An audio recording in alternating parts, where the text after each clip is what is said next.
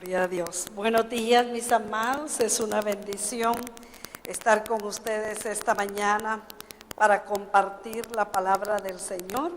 Agradezco al Señor por su misericordia, su fidelidad, y agradezco a los hermanos pastores que también muy gentilmente tienen a bien bendecirnos al permitirnos compartir con ustedes la palabra del Señor. Quiero invitarle para que, así como estamos, nos presentemos delante del Señor, pidiendo que sea Él, sea su Espíritu Santo, abriendo nuestro corazón, nuestro entendimiento esta mañana. Padre, en el nombre de Jesús, nos hemos presentado delante de ti.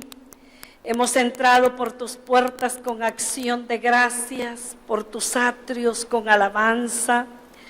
Hemos expresado desde lo más profundo de nuestro corazón, Señor, ese amor y esa gratitud que hay para contigo por cada una de tus bendiciones.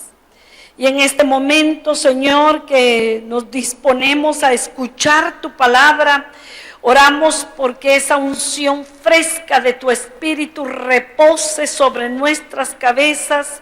Oramos porque sea tu Espíritu Santo abriendo nuestro entendimiento, acomodando esta palabra, repartiendo esta mañana como solamente tú lo sabes hacer. Padre, queremos que tu nombre pueda ser honrado, tu nombre pueda ser glorificado a través de nuestras vidas. Decíamos con todo nuestro corazón que esta palabra bendita cobre vida en cada uno de nosotros y que podamos, Señor, llevar esta palabra a la práctica. Oramos porque tu Espíritu maravilloso haga esa obra gloriosa en cada uno de nosotros. Ministra según la necesidad de esta mañana. Tu palabra es vida, tu palabra es verdad, tu palabra es sanidad, tu palabra es fortaleza, tu palabra es aliento, tu palabra es nuestro sustento, tu palabra es nuestra fortaleza.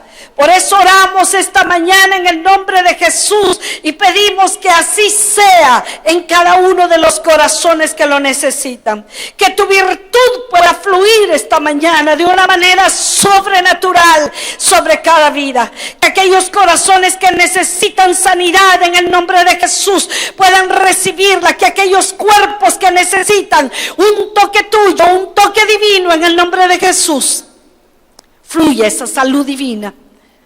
Que aquellos corazones que están abatidos en el nombre de Jesús puedan ser ministrados. Que esa paz que sobrepasa todo entendimiento pueda en este momento fluir de una manera maravillosa y sobrenatural.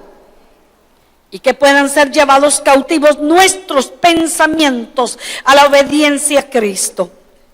En el nombre de Jesús lo pedimos todo, para la gloria de tu nombre. Amén. Esta mañana quiero compartir con ustedes una palabra que deseo podamos oírla, entenderla y correr a hacerla, porque de eso se trata. No solamente quede en nosotros como un conocimiento, no solamente podamos decir qué bien, qué bonito, pero qué interesante lo que la Biblia dice, sino podamos realmente identificarnos y saber que esa palabra ha quedado para nosotros y que cada uno de esos ejemplos de la palabra es para que nosotros podamos llevarlos a la práctica. Cuando pensaba en esta palabra, una de las cosas que más impactaba en mi corazón es el pensar que Dios cuenta con nosotros, que ahora somos nosotros los que estamos como el cuerpo de Cristo y los que también tenemos el deber de hacer que esta palabra corra por todas partes. Que el mensaje del Evangelio sea conocido. Quiero usar esta mañana, con la ayuda del Señor, el Evangelio de Mateo. El Evangelio de Mateo es muy interesante. Sé que la mayoría de los que estamos aquí en algún momento hemos leído ese Evangelio y es uno el primero de los evangelios que nosotros tenemos en la Escritura. Pero me llamó mucho la atención ver cómo este Evangelio de Mateo tiene una relación de nuestro Señor Jesucristo con esas promesas y esos pactos de Dios hechos con Abraham y con David. Y el Evangelio de Mateo enfatiza la misión de Cristo para Israel, citando muchísimas veces el Antiguo Testamento, indicando ese cumplimiento de la palabra en Jesús y en su ministerio, presentándonos a Jesús como ese hijo de David, como ese rey de los judíos, como ese Mesías prometido para Israel. Y la frase que el libro de Mateo recoge y repite como una de las frases especiales y principales de todo el Evangelio es: el reino de los cielos se ha acercado. Cuando nosotros vemos que definitivamente esta es la clave y el tema de este Evangelio, nos damos cuenta que el escritor, guiado seguramente por el Espíritu Santo de Dios, cada una de las enseñanzas, de los discursos que recoge del Señor y que ordena en ese Evangelio, tienen esa línea. Y entre esos discursos hermosos tenemos el Sermón del Monte que nosotros conocemos. Y el evangelista lo que estaba hablando era acerca de la ley de ese reino. Otro de los discursos hermosos son las instrucciones a los 12 apóstoles. ¿Y qué estaba enseñándoles? La predicación del reino, que era lo que ellos iban a llevar, que era lo que ellos iban a predicar. El Evangelio de Mateo, de una forma muy especial, recoge también en un capítulo, en el 13, las parábolas. Y todas ellas tienen que ver con el reino, con el crecimiento del reino, con la semejanza que hay del reino de Dios. Y entre las enseñanzas más grandes que tenemos en el Evangelio de Mateo, se nos habla acerca de lo que es la grandeza y el perdón en la comunidad cristiana. Habla de la comunión del reino, de cómo se debiera vivir en ese reino al cual hemos sido trasladados. Y entre sus últimos discursos, el Evangelio de Mateo habla acerca de las últimas cosas y de lo que nosotros conocemos como la consumación del reino. Así que cuando estudiamos los evangelios, cada uno de ellos lleva una línea de pensamiento que nos damos cuenta que no fue como nosotros a veces oímos y pensamos: ay no, ellos eran bien sencillitos, bien así, que no sabían mucho. Ay, cuando lo leemos apenas si logramos captar nosotros verdades tan profundas cuya inspiración el Espíritu Santo trajo sobre ellos, pero que con un corazón abierto y dispuesto estuvieron tan interesados ellos en trasladar esas verdades para nosotros. Inicia el Evangelio de Mateo capítulo número 3 versículo 2 con el mensaje que Juan el Bautista trae, y desde ese momento nos lleva en esa línea. ¿Y cuál es ese mensaje que Juan el Bautista puso Dios en su corazón? arrepentíos, porque el reino de los cielos se ha acercado. Continúa esa línea y en el capítulo número 4 y el versículo número 17, Jesús está para iniciar su ministerio y dice: desde entonces comenzó Jesús a predicar y a decir: arrepentíos, porque el reino de los cielos se ha acercado. Era el mismísimo mensaje con el que Juan, como precursor, viene preparando el camino del Señor. Y Jesús inicia con el mismísimo tema. Y yo tengo una buena noticia para usted esta mañana: ese tema no ha pasado de moda y sigue siendo el arranque del evangelio. Y no puede haber evangelio si no hay arrepentimiento. Y no puede haber vida nueva si no hay arrepentimiento. Y no podremos ver el reino de los cielos a menos que nos hayamos arrepentido. Y no podremos ser herederos del reino a menos que demos frutos dignos de arrepentimiento. Cuando Jesús está enseñando a sus apóstoles, caminemos al capítulo número 10 y el versículo número 7. Jesús, de una manera tan hermosa, con esa sabiduría tan especial que él tenía como maestro, les va a enseñar a sus discípulos. Y ahora les va a decir que ellos son los que van a ir. Y les dice: yendo, predicar, diciendo: el reino de los cielos se ha acercado. Me encanta saber que estamos en la misma línea de ayer: repetir y modelar. Así de sencillo. La hermana Ilenita nos enseñaba ayer cómo el modelo original de Dios y de su palabra desde el Antiguo Testamento viene en esa línea. Jesús toma exactamente la misma línea. Ustedes van a repetir y ustedes van a modelar. ¿Cómo van a predicar? Como yo lo hice. ¿Cómo lo van a modelar? Como lo han visto hacer conmigo. Jesús aún estaba en su ministerio terrenal.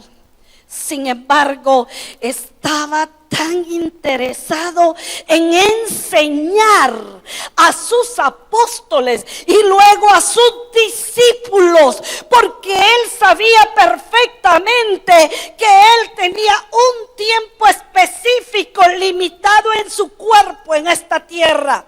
Pero él no estaba pensando solo en 3 años y medio de ministerio. Él estaba proyectando hacia cómo el evangelio iba a correr a todas las naciones, hasta los fines de la tierra. Y cómo era importante que entendieran perfectamente el mensaje para poder reproducirlo, para que esa palabra pudiese correr. Caminemos al siguiente versículo 10:8. Estábamos en el 17. Caminemos al 10:8. Mire por favor conmigo en qué consiste el evangelio, en qué consiste la predicación del reino, en qué consiste ese mensaje que decía: el reino de los cielos se ha acercado. Consiste en sanar enfermos, limpiar leprosos, resucitar muertos, echar fuera demonios. Y lo encierra de una manera magistral y completa. De gracia recibisteis, dad de gracia. No quiero que pierda eso en su mente, porque esto es importante. Creo con todo mi corazón que los que estamos aquí somos de esos que de gracia hemos recibido. La pregunta que quiero que respondamos al final de esta mañana es si de gracia estamos dando también. Porque una cosa es recibir y otra cosa es dar. Porque lo que lamentablemente tenemos es a mucha gente que ha recibido, pero muy poca gente que esté dispuesta a dar de gracia lo que de gracia hemos recibido. El ejemplo número 1, el Señor Jesús. ¿Cómo se podía hablar de lo que Él hizo? Vaya conmigo por favor al libro de los Hechos, al capítulo número 10 y versículo 38 del libro de los Hechos. Vea lo que se decía de Jesús, vea lo que se hablaba de Jesús. Hechos 10, 38. Me encanta, siempre me ha encantado este versículo, porque quiero ubicarnos. Porque muchísimas veces usted y yo usamos, si no lo decimos, por lo menos aquí lo usamos. Pero es que Jesús era el Hijo de Dios. ¿Y cómo no iba a ir? ¿Y cómo no iba a venir? ¿Y cómo no iba a hacer tantas cosas? Si Jesús era el Hijo de Dios. Y usted tiene razón en el sentido teológico al final de todas las cosas. Pero cuando estamos hablando de esto, mire cómo nos ubica el libro de los Hechos. Estamos hablando de Jesús de Nazaret. ¿Y cuál es la diferencia? Estamos hablando de Jesús hombre, igualito que usted, igualito que yo, nacido de mujer, con limitante de cuerpo y todo lo que usted quiera, físicamente hablando. De eso está hablando el libro de los Hechos. Pero la verdad que me encanta en este versículo es la clave que operó en Jesús y que es la misma que puede operar en nosotros para hacer la diferencia. Y como Dios ungió con el Espíritu Santo y con poder, amados míos, esa es la diferencia entre un creyente y un no creyente. Como personas podemos ser iguales.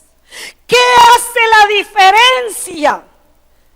Si usted realmente ha sido ungido por Dios con su Espíritu Santo y con su poder. Allí no dice como Jesús era el Hijo de Dios, que bien lo pudo haber dicho, pero no para enfocar esto, sino ubica de una manera tan clara. Está hablando de Jesús de Nazaret. Cuando usted encuentra esa expresión, le está diciendo Jesús, el que nació en la tierra y el que vivió en Nazaret. Jesús hombre. Pero ese Jesús necesitó ser ungido por Dios, por su Espíritu Santo. ¿Qué hizo Jesús de Nazaret? Ahí está el punto. A eso somos llamados nosotros, como hombres y mujeres, como personas. Y como este anduvo haciendo, ¿qué cosa? Bienes y sanando a todos los oprimidos por el diablo. Y por si nos habíamos perdido de la primera parte del versículo, nos vuelve a puntualizar, porque Dios estaba con él. En ese momento no está puntualizando porque él era Dios, porque en ese momento está aplicado el vaciamiento que dice Filipenses 2. Él está como persona, como hombre, ungido, necesitado del Espíritu Santo y de que Dios esté con él. Por eso vemos en los evangelios a un Jesús orando, clamando, suplicando al Padre. Y a veces decimos, pero ¿por qué si él era Dios? Como Jesús de Nazaret, como usted, como yo, necesitamos ser ungidos por Dios con su poder, con su Espíritu Santo, y necesitamos caminar seguros de que Dios está con nosotros, porque entonces sí, si Dios es con nosotros, ¿quién contra nosotros? Ese es el mensaje. ¿Cómo puedo llevar yo el mensaje de que el reino de los cielos se ha acercado si eso también se cumple en mi vida? Este es el ejemplo por excelencia. Jesús. Ay, hermana, qué lindo todo lo que Jesús hizo. Pero Juan viene y nos pone a nosotros para que no tengamos ningún pretexto. Vamos por favor a Primera de Juan, capítulo número 2, versículo número 6.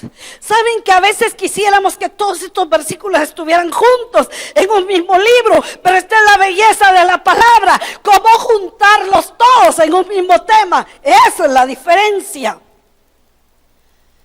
Miren lo que dice este versículo. Para mí es uno de los versículos más retadores. Para mí, el que dice que permanece en él, sencillo, debe andar como él anduvo. ¿Y cómo decía Hechos 10:38 que anduvo? Haciendo bienes y sanando. Yo puedo decir, no, olvídense, como yo puedo decir lo que quiera. Porque a veces solo hacemos la tarea a medias, solo repetimos pero no modelamos.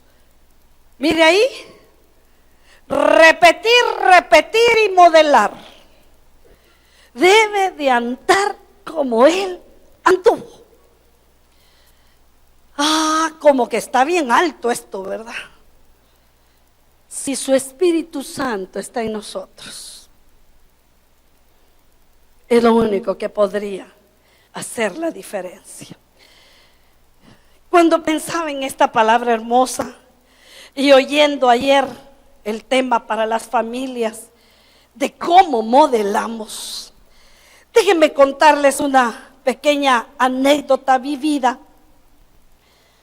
Retrocedí unos añitos atrás y resulta que mis hijos se llevan muy poco tiempo.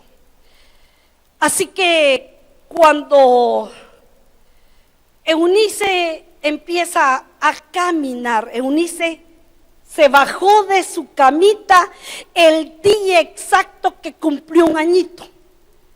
Así de increíble. Ella se bajó, buscó cómo bajarse y se fue agarrada primero de toda la orilla de la camita hasta que llegó al último, se soltó y empezó a caminar el día que cumplió años. Y yo no lo puedo olvidar porque que yo decía, como, qué justo. Ella había hecho antes todos los tanes que los niños hacen, pero ese día se soltó. Pero a esa emoción se sumó una gran angustia. Cuando yo veo que mi niña de un añito empieza a caminar y empieza a caminar torcidita, así. Creo que todo papá y mamá me pueden entender. Sentí que mi corazón se me iba. Cuando vi que la niña metía toda esta partecita para adentro y hasta ponía la manita aquí y caminaba, yo dije, Dios mío, esto no estaba en mis planes. Me voy para donde el pediatra, la examina y me dice, estás loca vos, la criatura está más que buena. Doctor, es que usted, ¿por qué no la ha visto caminar? Y como todo niño, cuando uno quiere que camine, no caminaba, ¿verdad? Y por más que el doctor la llamaba, la niña no caminaba. Y yo, bañada en eso, mira, ¿y cómo decís que le hace a la niña? Doctor, tiene toda esta parte metidita para adentro. No, hombre, si ya ha visto a la columnita, todo está bien. En eso me paro yo, ¿verdad? Y me dice, Dios mío, mija, Yo tenía para ese momento como 6, 7 meses de embarazo. Ya del siguiente, ¿ve? Camina, me dijo.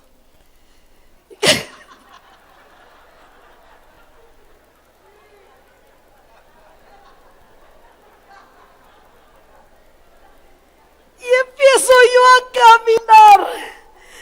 Y el doctor, qué sabiduría, era un anciano que me sirvió tanto. Y le dice a la niña: Eunice, se va tu mami. Y sale Eunice atrás de mí.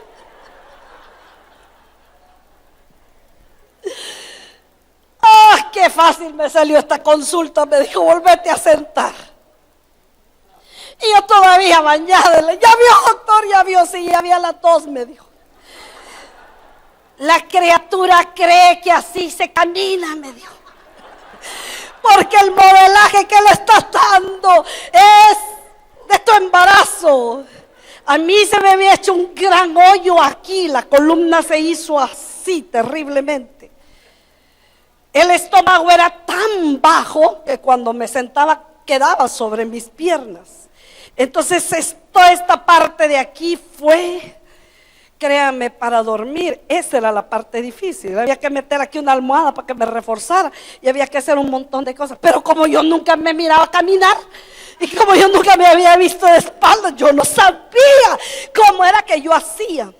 Por eso era que la niña, hasta como yo toda la vida, para ayudarme, estaba con la manita aquí. Por eso era que ella hasta había aprendido que había que poner la mano aquí.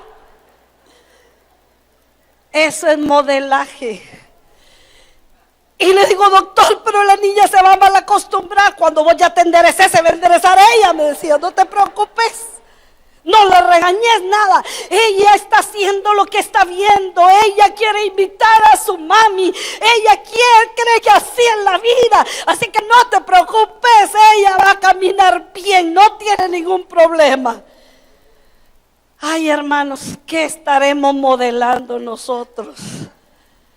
Por eso cuando vemos a algunos hermanos torcidos o retorcidos, no culpe al hermano, véase usted. ¿Qué es lo que estoy reproduciendo? ¿Cuál es el modelaje que estoy dando? Porque el que dice que permanece en él debe andar como él anduvo. Así de sencillo. Ay, Dios mío, la palabra es tan clara y a veces tenemos que pasar a las vivencias que nosotros tenemos para ver la sencillez y la belleza de la palabra. Somos llamados entonces a tomar ese ejemplo maravilloso de Jesús. Vaya conmigo al Evangelio de Mateo, al capítulo número 14, por favor. Y en el capítulo número 14 de Mateo, vamos a ver un momento en ese ministerio, una experiencia. Mateo 14, 14.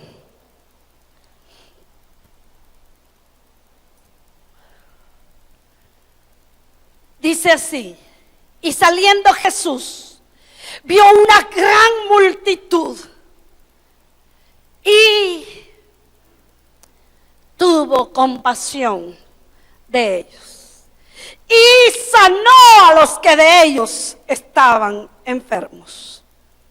Estamos viendo el ejemplo de Jesús, del maestro por excelencia. Una palabra clave ahí: compasión. Lamentablemente nosotros la hemos cambiado.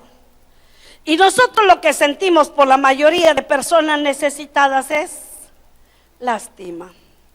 Ay, me dio tanta lástima, pero no, eso no suena bonito. Ay, sentí tanta compasión. Ah, entonces, ¿qué hizo por ellos? No, nada, porque como pues sí, esa no es compasión. Compasión es amor en acción. Solo se puede ver, conocer cuando acciona. No, la compasión no tiene que ver con palabras. No son lindas palabras, no son lindas expresiones, no es un golpearme el corazón por la gente, ni siquiera es cuando todo lo arreglo con: vamos a orar por usted, hermanita.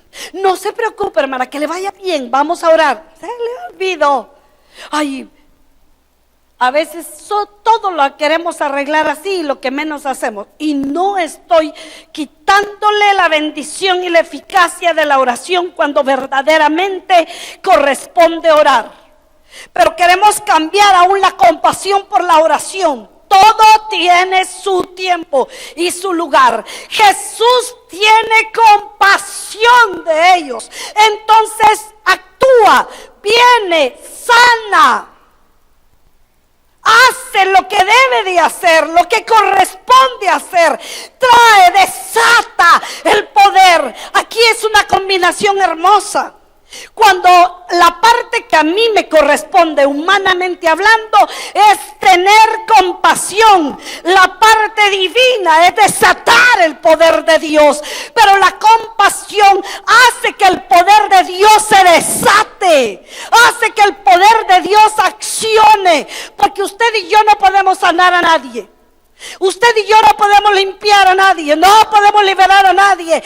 Eso es la acción divina. Pero usted y yo sí debemos sentir compasión por las personas. Así que esa palabra es clave en este momento. En este pasaje de la Escritura, veamos el versículo 15, por favor, solo para hacer relación.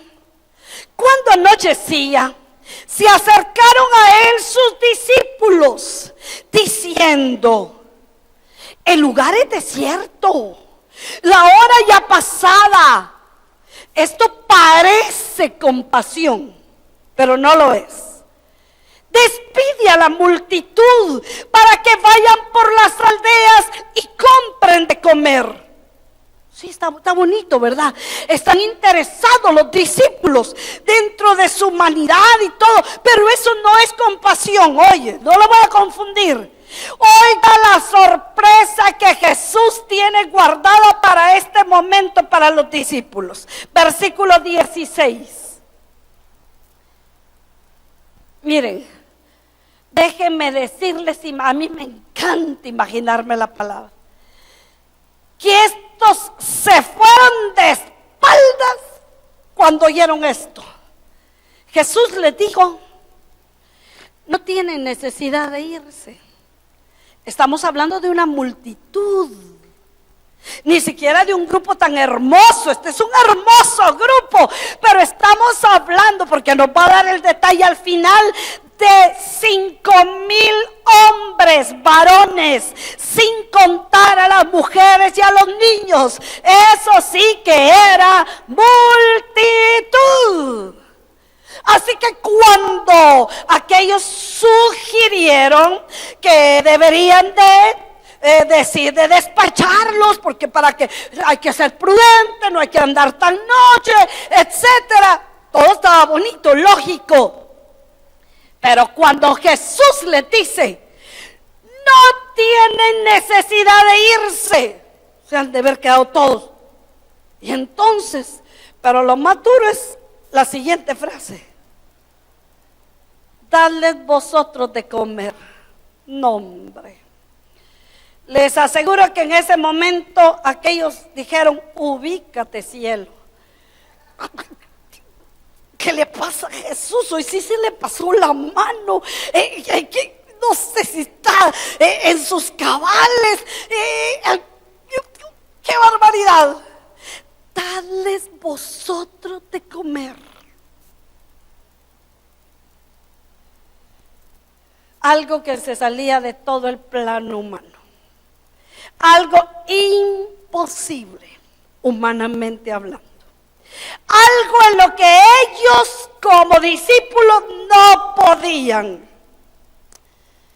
Muchas veces Dios nos pide a nosotros cosas que humanamente son imposibles. Es un reto para nosotros, un gran reto para creerle a Dios. Dios mío, ¿cómo me pides que haga esto? No, el que lo va a hacer es Él. Pero a quien necesita usar es a mí. Y eso es lo que me encanta del Evangelio. Si Él podría haber mandado a llamar a todos los ángeles, 5,000 hombres, 5,000 ángeles, para que no se tarden mucho, porque eran 5,000 familias representadas posiblemente. Él podía haber llamado una legión de ángeles. Miren, ni siquiera necesitaba ángeles. Sencillamente podría haber dicho: Padre, que baje del cielo los panes directo a la mano de cada uno. Por supuesto que podía creer y podía hacerlo. Si el Padre lo hacía todo. Pero era un reto, era una enseñanza para sus discípulos. Era un modelaje de cómo es la vivencia en el reino, de cómo se iba a hacer la repartición en el reino, de cómo iba a ser la multiplicación de la verdad de Dios en la tierra. Así de sencillo, más interesado que en darle un pan a la gente, que por supuesto lo iba a hacer. Él siempre estaba aprovechando cada momento para dar una enseñanza, para que aquellos tuvieran un aprendizaje, para que ellos supieran cómo ellos iban a hacer después con los otros discípulos.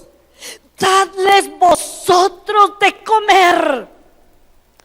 Y tengo el gusto de decirles que sí aprendieron la lección.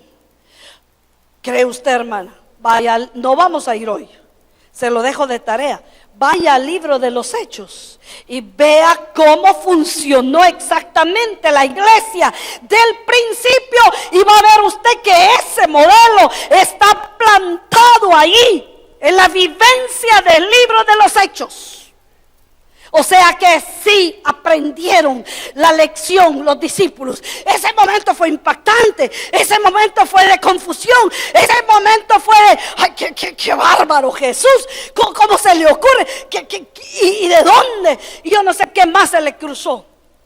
Les aseguro que el primero que escondió la bolsa fue Judas y dijo: ve, que Dios guarde. ¿Vamos a hacerlo? No. ¿Cómo va a creer usted? Pero ni aunque tuviéramos todas las riquezas, nos ven todos estos ahorita. Fue el primero el que les chocó la idea. Pero Jesús, que estaba enseñando a sus discípulos, esa expresión: no tienen necesidad de irse. Créame que todavía sé que lo estoy tratando solo por encima. Créame, sé que si usted y yo nos ponemos a pensar cuando estemos frente a una necesidad y le logra que estas palabras le vuelvan a golpear, se va a sentir tan confrontado. No tiene necesidad de irse. Dale tú de comer. Aprovecho. En las escuelas, en los colegios, especialmente en los cristianos, pero hoy es bastante general, aunque se está tratando de enseñarles valores a sus hijos, con la palabra valores, que la verdad son las verdades del reino, las instrucciones del reino. Y a veces en el colegio nos esforzamos, por ejemplo, por enseñarles el valor de compartir. Y los niños llevan la enseñanza pero fresquita, pero mire, ellos la agarran de una manera tan linda. ¿Sabe cuál es nuestro problema? Cuando llegan a su casa, cuando llegan donde papá y mamá y quieren hacer ellos practicar el valor, y lo que encuentran: tan loco, bicho, como vos no sabés lo que vale. ¿Qué te pasa? Es que la maestra dijo que te lo dé ella, pues, si quiere. Ya me parecía Ileanita, ¿ver? ¿Acaso que ella te mantiene, pues? Que te lo dé ella si quiere repartir, que te dé ella para repartir. Mamá, nos enseñaron el valor. Mamá, eso de la escuela ya no hay ni qué decir. Y a veces el niño viene: mamá, está en la Biblia. Porque mire, aunque usted no lo crea, está en la Biblia. Ve el versículo 19 y vea cómo Jesús enseña ese valor de compartir. Entonces mandó a la gente recostarse sobre la hierba y tomando los 5 panes y los 2 peces, ojo, levantando los ojos al cielo, bendijo, partió y dio. Ahí está el valor, ¿o no? ¿De qué está el valor? Bendijo, partió y dio. Y viene el niño y la niña dice: mamá, mira, ahí está, mira, ahí dice, mira, Jesús lo hizo. Ah, Jesús porque era Dios. Ah, Jesús porque seguramente tenía de sobra. Ah, Jesús. Y le botamos la enseñanza. Ay, estos nuestros hijos y estos nuestros nietos nos enseñan a nosotros hoy. Ahí le estaba compartiendo a mis hermanas. No voy a contar toda la historia, pero mi nieta Elenita, que tiene 7 años, mi hijo hizo algo, según él queriéndole hacer una gracia y según él queriéndole enseñar algo, según él. Y Elenita se voltea y le dice, porque la asustó y se asustó mucho, y le dice con él así: papá, la Biblia dice, y le dio hasta la cita bíblica, en tal, con capítulo y versículo. La Biblia dice que no le hagáis a otro lo que tú no quieres que te hagan a ti, le dijo. Y yo queriéndome hacer a un ladito para que no creyera que yo había dicho nada, ¿verdad? Y hasta caminé unos pasitos. Papá, esa es la regla de oro, le dijo. Y el papá le dijo: hija, estaba jugando contigo. Así no se juega, le dijo. ¿O te gustaría que yo te hiciera eso? Y yo ya ando allá abajo donde esconderme, ¿verdad? Porque dije: no tardará en decir, ¿verdad, abuelita? Y cabalito, ¿verdad, abuelita, que así dice la Biblia? Y yo desde allá lejito: sí, hijita, así dice la Biblia. Bah, dije, ya me libré. ¿Verdad, abuelita, que hice la aplicación correcta? Sí, hijita, la hiciste. Regaña a tu hijo, me dijo, que aprenda. Dios mío. ¿Y sabe qué le dije después a mi hijo? Hijito lindo, esa es tu culpa por haber puesto a tu hija en un colegio cristiano, le dije. Ponen a los hijos en colegios donde quieren que les enseñemos y después no quieren que los hijos les enseñen a ellos. Dios mío, bendito. Y después platiqué realmente con mi hijo. Le dije: Carlos, hijo, qué gran responsabilidad tenés. Aprendete el versículo que se aprende ella cada semana y vivítelo bien, le dije. Porque si no, de aquí en adelante cada semana te van a dar una. Así son nuestros hijos hoy. Así son. Un día estaban mis nietos que ya no los aguantaba, hermano. Habían llegado a la casa con pistolas de agua. Y yo: no, hombre, yo no voy a permitir esto. Entonces yo, bien cristiana, me dije: no, pistolas en mi casa no. Esperé que se acostaran y fui a recogerlas todas y las fui a esconder. Y al otro día se levantan y las pistolas, y yo bien seria: en esta casa no se usan pistolas, porque aquí nosotros no creemos en eso. Y las pistolas, abuelita, no sé qué se hicieron. Y yo todavía haciéndome la seria, ¿ves? Abuelita, me contesta la más chiquitina: los cristianos no roban, me dijo. Le dije: yo no me he robado tu pistola, le dije. Simplemente la están decomisadas. Y sigue, mire, chiquitina, 4 añitos tenía, pensando con qué matarme, me dice: yo no sabía que en esta casa decomisaban las cosas, me dijo. Pues sí, ya voy a saber, le dije. Si vuelves a traer pistola, queda decomisada. Abuelita, me dijo, ¿a dónde van los mentirosos? Y yo me quedo: a la escuela dominical, le dije.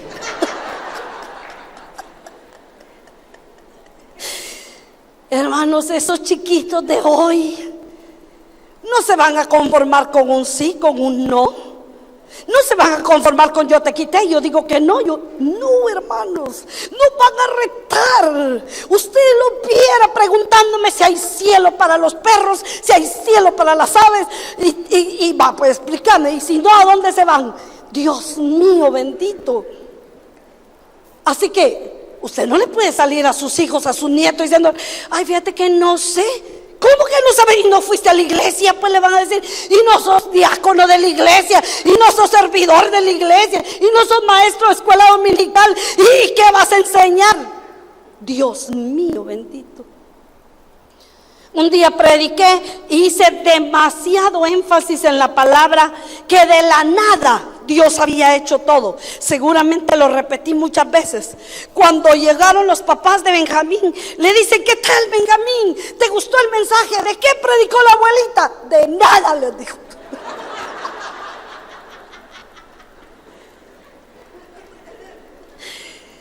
Me di cuenta. Y ellos se me quedan viendo. El niño tiene razón, les dije.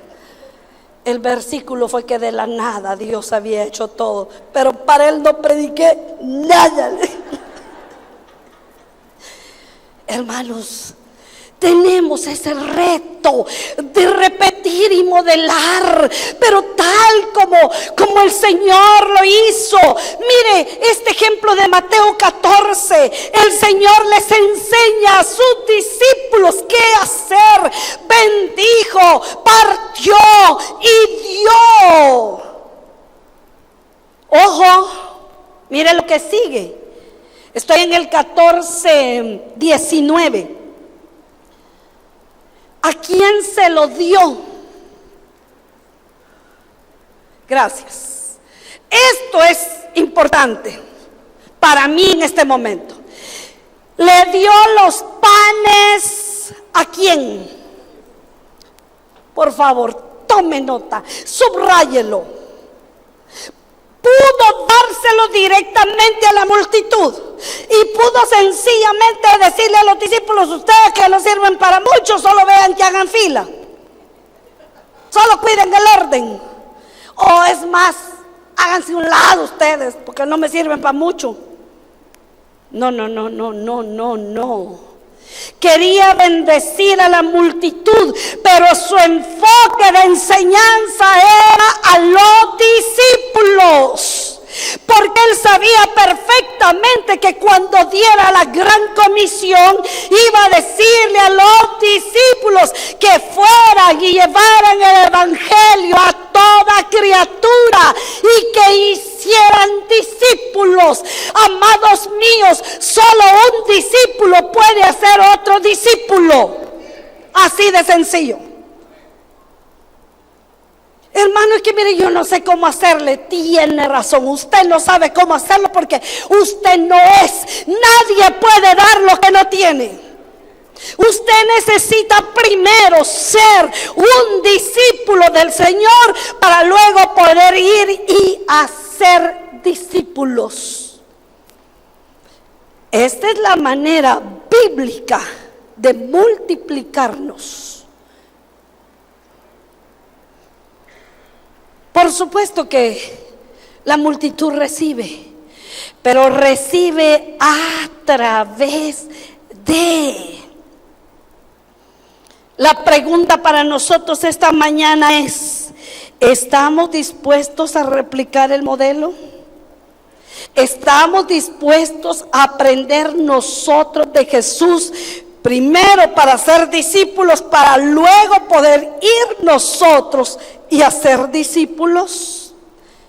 El resultado es el versículo 20. Y comieron todos y se saciaron y recogieron lo que sobró de los pedazos, 12 cestas llenas. No voy a entrar en muchos detalles, pero ahí está el resultado. Pero buscándole un contexto al que también siempre debemos de tenerle cuidado, Usted sabe que esto no pasó solo una vez, pasó varias veces. Y a raíz de esta bendición grandotota, así entre comillas, siempre surge un nuevo partido.